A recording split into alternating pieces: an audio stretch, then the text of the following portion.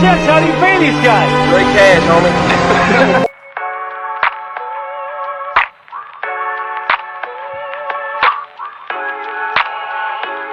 Leo the Lions, like now I go by the lineup. And if you can't make your mind up, I know you know where to find us. So don't go by blind luck, you should probably subscribe. Click play, kick back, chill, and watch it all live.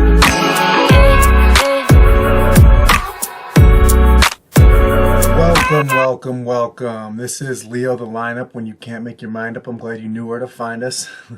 This is actually being recorded about an hour away from the Thursday night matchup between the Chargers and the Raiders. However, we are blessed with an NFL Saturday doubleheader. We got the Panthers at the Packers and the Bills at the Broncos. The P's and the P's and the B's and the B's. If you are new, feel free to hit me with a like and a subscribe. I am extremely new to this and that helps greatly. If you are returning, I appreciate your commitment and hopefully you find pay dirt with some of this info in this video. So without further ado, let's just get right into it.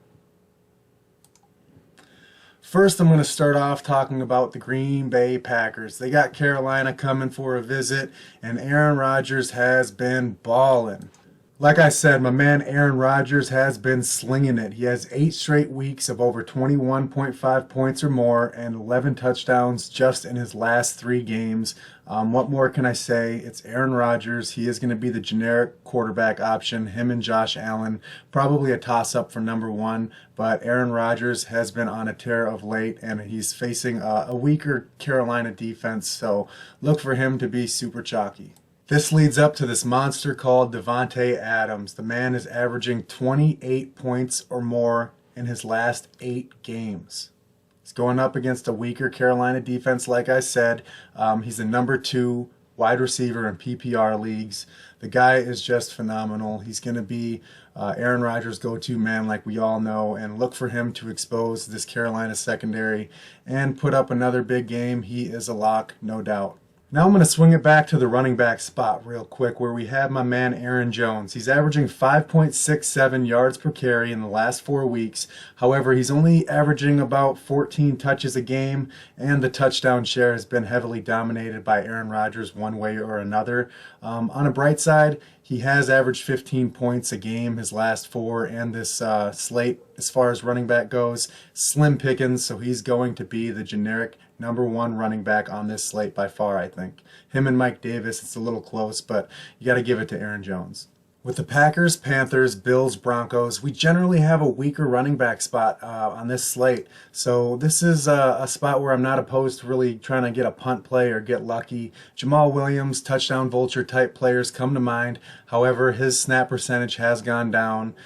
He's been relatively inefficient and is only getting like 7 carries. But hey, he could be that touchdown vulture, and maybe at that price lets you get to more expensive wide receivers or a combination that kind of gets you there.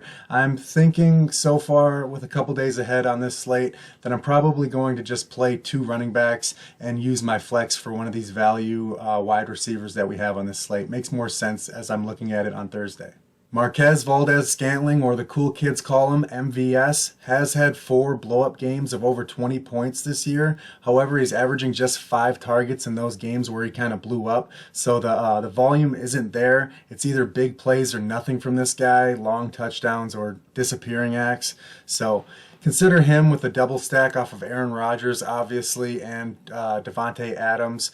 Now, MVS is obviously going to garner some attention for those who are looking to double stack the Packers with Aaron Rodgers and Davante Adams. Obviously, it's up to MVS, Allen Lazard, or Robert Tonyan. However, I have another little value play I like at tight end. So to me, it's really between MVS and Allen Lazard, who I'll get into next.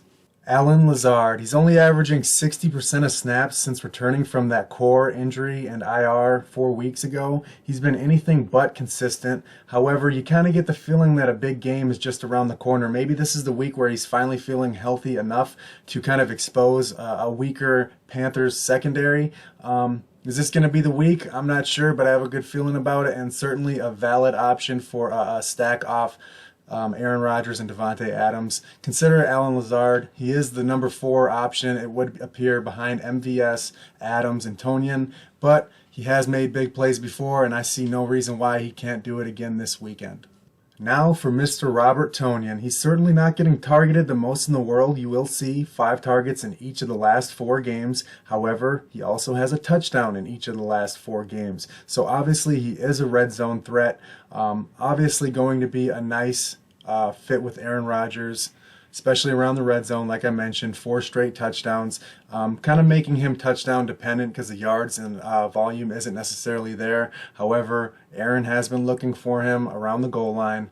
I like DAWSON, KNOX, and I'll get into that a little bit later, but Robert Tonyan certainly got to give you a good look. Being a Minnesota Vikings fan, I'm always going to have a soft spot in my heart for this next player, and that's one Mr. Teddy Bridgewater. He's had 3 rushing touchdowns in his last 4 games to go along with 5 passing touchdowns. On average, 2 touchdowns total a game. He's averaging a sneaky good 21.66 fantasy points on average his last 4 games. Certainly a cheaper option at quarterback and a pivot off of Aaron Rodgers and Josh Allen. The price is right, and he has clear stacking options with Robbie Anderson, DJ Moore, and even Curtis Samuel. However you want to go about that, whether it's 1, 2, certainly not 3, because there's not going to be enough volume to go around with Mike Davis in the backfield catching passes as well. But Teddy Bridgewater has a nice price, and he has some nice stacking options, so I would certainly consider and don't sleep on Mr. Teddy Bridgewater. Leading me into Mr. Mike Davis, the guy who's filling in for Christian McCaffrey. He's coming off a 26.3 fantasy point game versus Denver, 93 total yards, and 2 touchdowns. He has a pretty good matchup versus the Green Bay run defense. He's averaging 13 carries and 6 targets the last 5 games. He's kind of game script in my opinion because he is involved in the passing game. Like I mentioned earlier, this is a weaker running back position for the slate considering. So Mike Davis is going to be a super strong play because there's just not much to pick from. Guess who's back? I won't do that again. But DJ Moore is back again. He has missed last week with an ankle and a COVID list issue. He is, in my opinion, the most explosive wide receiver on this team. I will concede and say that Robbie Anderson is probably the most consistent. However, DJ was averaging 9 targets the last 3 games before he was forced to miss, and it seemed like he was just heating up prior to that absence last week. So look for him to kind of be eager to get back out there, and I think he might have to have his way with that Green Bay secondary trailing the whole entire game. So then you got Mr. Crazy Hair, probably second to only Cam Newton, Robbie Anderson. He's coming off 12 targets last week when DJ Moore was kind of sidelined. He had 84 yards versus Denver, 17.7 points, 19.4 fantasy points the week before against my Minnesota Vikings. He is, like I said, the most consistent wide receiver for Carolina.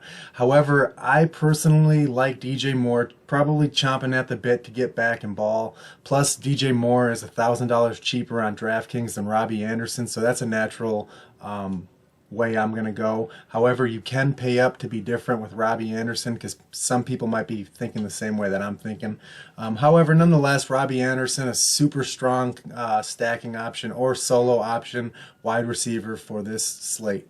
As is the case in some of my videos, here's where it starts to get a little tricky and confusing and where you got to take a stand. We have Curtis Samuel coming in. He's going back to the number 3 wide receiver with DJ Moore returning. However, in my opinion, he makes the perfect double stack option with Teddy Bridgewater and whoever you want to go with as far as Robbie Anderson, DJ Moore. I prefer DJ Moore for the price savings, and I just think he's going to have a better game. However, Curtis Samuel seems to be the perfect double stack if you go that route. He has had 2 games of 21 and a game of 30 this year. He's kind of up and down, sporadic, a little inconsistent, but the targets have been there, and they don't really use their tight ends, so they use three wide receivers a lot more than you would notice. So Curtis Samuel, super strong play, and the price is right. No Bob Barker. To piggyback off the tight end comment I just made, here is Ian Thomas, the most played tight end for the Carolina Panthers, and those points just aren't there. Not even worth considering in my opinion, unless he has a outlier game which you just can't predict and is not smart to try to predict. So Ian Thomas is a no for me, fam. Now to kind of touch up on this Bills and Broncos game, you got Josh Allen What more can I say? The guy's been a top 5 fantasy quarterback all year long. He has 8 total touchdowns in his last 3 games, a cool average of 25.45 fantasy points his last 5 games. Josh Allen, he's going to be live with the arm. He's going to be live with the legs. You know, he's going to be the generic 1A, 1B, however you want to determine it with him and Aaron Rodgers. Quarterback selection. Could pivot to Drew Lock, Teddy Bridgewater to save some money and get away from the ownership. However, the really only decision you have to make on Josh Allen is whether it's going to be him or Aaron Rodgers. This now leads me into the Buffalo Bills backfield. Super hard to predict. It seems like every other week they like to shake it up, and it seems like it's going to be a Devin Singletary week, and then Zach Moss ends up leading the backfield in carries. Then Zach Moss looks like a cute little play, ends up going back to Devin Singletary. Zach Moss did, in fact, get the most work last week.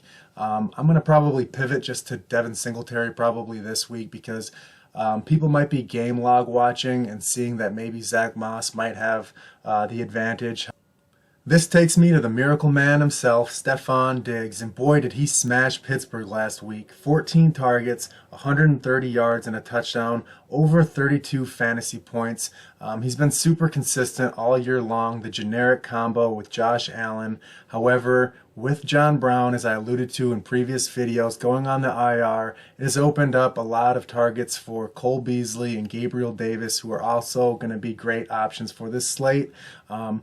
Like I'm talking about earlier in this video, as far as double stacking Josh Allen, Stefon Diggs, obviously, but then where do you go? Cole Beasley, Gabriel Davis. How about Dawson Knox as a value tight end option? Dawson Knox, and the targets and the receptions and the yards, everything's not going to blow you away. However, hear me out. Tight end has been weak all year long, whether it's 30 teams or 4. And he's been targeted 7 times last week. So considering he gets somewhere around 4 to 7 targets, he is a cheap tight end option that lets you get to the primary players on this slate. I'm liking Dawson Knox as a double stack with Josh Allen when I'm not double stacking his 2 receivers, obviously. But certainly give Dawson Knox a strong consideration in a weak tight end spot, especially on a 2-game slate. I'll get a little deeper in depth on Cole Beasley. He's coming off back-to-back weeks, over 10 targets. However, certainly better production 2 weeks ago against San Francisco with 130 in the touchdown, a 30-burger he put up. Only 41 yards last week, so kind of put up a dud. But if you will take a look at his last 4 games, it's 39-39. So is it going to be 30? Obviously, probably not. However, the target volume is there and the big play potential is there. You definitely have to work in Cole Beasley into some lineups. Gabe Davis. We'll take a look at the last 3 games in which he actually hauled in a reception. You'll see that he was targeted 4 times, but for touchdown and a touchdown. He was able to get there both times, putting up nearly 16 points. Last week, doubled his targets. However, the production just wasn't there. But at 4K on a shortened slate like this, definitely attractive, especially at 4K and with Josh Allen as the generic 1A, 1B quarterback option, double stack, Gabe Davis, Stefon Diggs, however you want to do it. What more could you want out of a 4K player? Drew Lock has been a tough player to kind of figure out all year. He'll have a random week or 2 where he blows up the whole entire slate for 30 points. More times than not, he's going to shit the bed. Against a tougher Buffalo defense, he's probably going to shit the bed. There's also not really a clear stacking option with him. He likes Noah Fant, but then it's Tim Patrick. KJ Hamler gets a couple targets, but last week took 2 of those targets for touchdowns. So the volume's not there for any one receiver in particular, but Drew Lock certainly has been able to be a difference maker. Last week put up 26.6 fantasy points. Certainly not gonna depend on that again, especially against the Buffalo Bills defense, but he is a punt play and a pivot off higher owned quarterbacks nonetheless.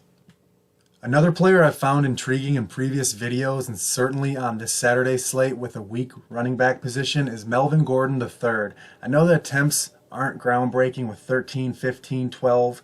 This 15 carry game, he took it to another level on the yards per carry with a $131.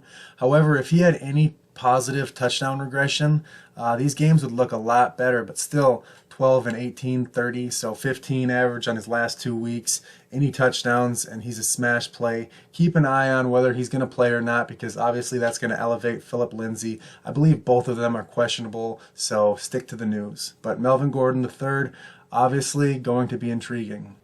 Here's another reason and further validation why I like Dawson Knox when I'm not going Robert Tonyan on this slate, is because the target value for Noah Fant, even when he gets some, he's not really doing shit with them all year long.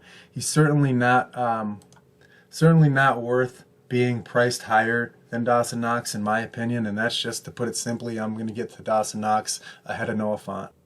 Just to kind of conclude this video, here's a dummy lineup that I'm making as of Thursday night. We got Josh Allen, the double stack with Stefon Diggs, Dawson Knox. We got a weird run back in Melvin Gordon, but oh well. Devin Singletary, Davante Adams, the target monster and the machine.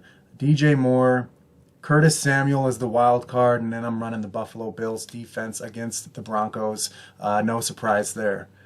Hopefully you guys took a little bit of information from this video. Obviously you're going to naturally like the Packers and the Bills. However, there's value and pivots elsewhere, so keep that in mind when you're trying to avoid the chalk and get a little different in your lineups. But until next time, it's been real, and peace out.